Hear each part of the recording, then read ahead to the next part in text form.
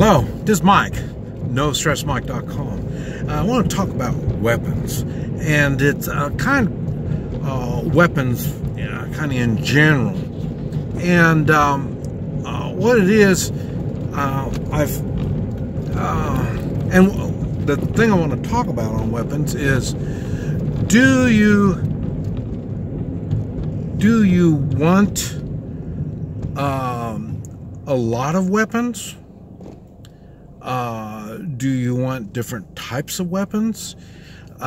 Do you want your weapon all decked out? I mean, really cool, and this is what I want you to think about is where do you put your resources when it comes to weapons? The different varieties and, or setting them up or this type of stuff. And the first thing is, for me personally, I believe the best weapon you can have is your mind. And with your mind, you can create weapons in which there may not even been a weapon in the first place, such as, like I say, in the LA riots, where I never thought of a brick as being a weapon, and then in the LA riots they used bricks to beat people, so this is an example. So that's an example of the mind. And so, like I say, with the mind, you can come up with tactics. And now we're right back to tactics, I believe, are more important than weapons. So we have the mind and we have tactics that are better than weapons, in my mind, the way I look at things. Now, if that's the case, that means weapons comes down on the level of importance. Now, if that's your mindset, then specialized weapons mean less than a general pick-it-up weapon. Now, this is a reason why the reality is, when it comes to weapons in general, firearms is really at the bottom of the list for me, because firearms, they take maintenance. You have to take care of them. They need bullets. They need something to shoot. And now, I'll admit, most people have limited experience in violence. So, I mean, a lot of times, people will think, well, with a .22 or even a Derringer, two-shot Derringer or something like that is plenty enough for self-defense. And it would be in most cases. And the way most people experience violence, that might be enough. But the thing is, if might is not the right amount, then you're screwed. Like I say, you got two shots and you end up with half a dozen gang members or whatever. You're not in good standings. So really, that's why firearms, there's a lot of thinking, there's a lot of stuff you got to think about on firearms. That's why I'm more for my favorite simple weapon would be a staff, a cane, something like that. These are simple things that you can have with you and do. But like I say, they don't work well when you're going against people with firearms.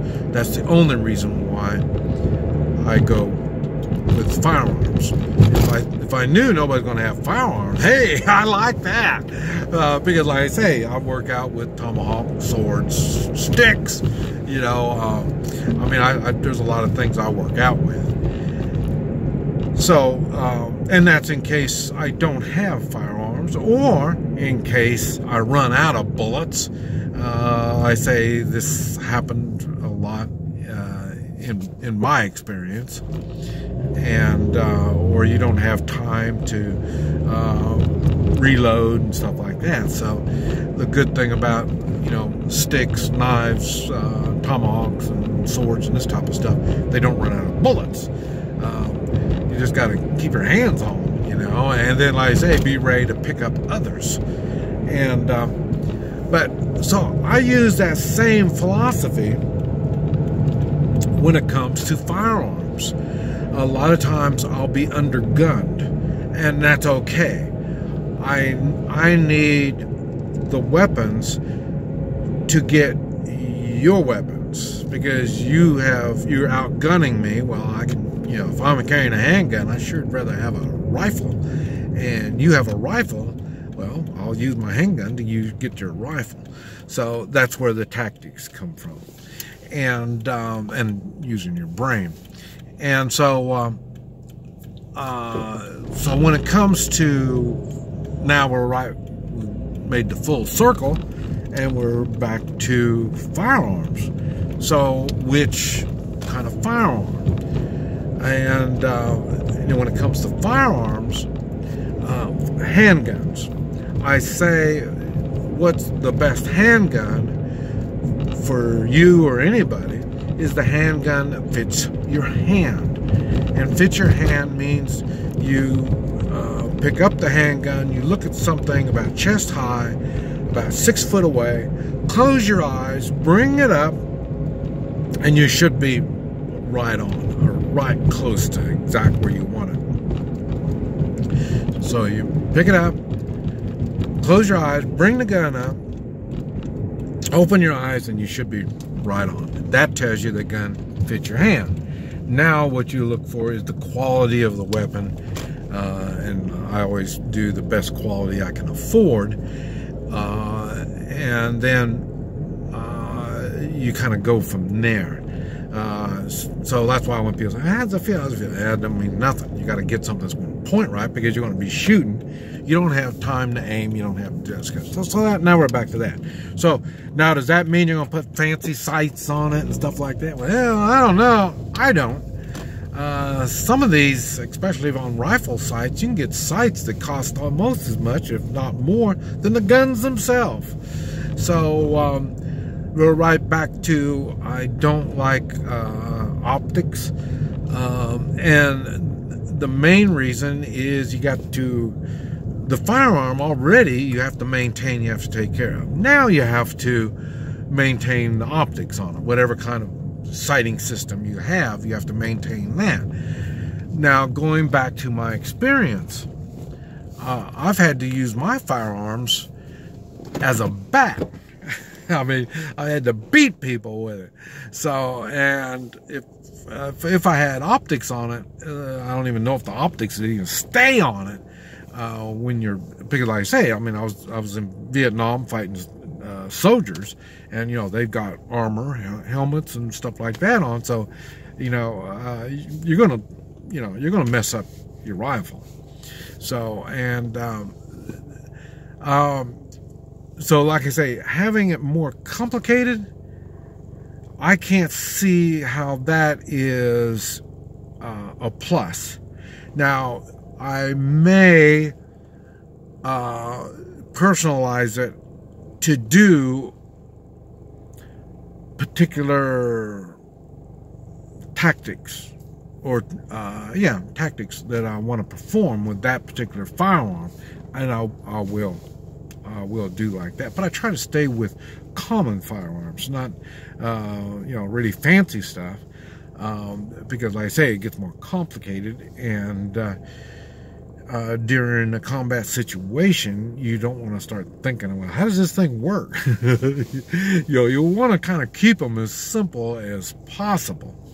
And so you get a fancy rifle that you don't even know how to load, and it's got fancy optics on it, and you need batteries. I mean, you are looking for problems, because there's too many things that can go wrong. Now we're right back to the KISS mentality. Keep it simple, stupid. You know, so that's where I come from. I'm trying to keep it simple. And stuff that I can pick up. So, you know, I look around and I see what kind of weapons are out there. And so I try to get similar to that. So I'm using the similar to the weapons that are around. So the ones that I pick up, I don't have to go through a learning process on how it works. Because sometimes I don't have time to learn. I need to pick it up and put it to work. Even if it is just a bat, using it as a bat. So, so when it comes to firearms, how much do you spend on personalizing your firearm? Well, or do you buy more firearms? Like I say, I bury some.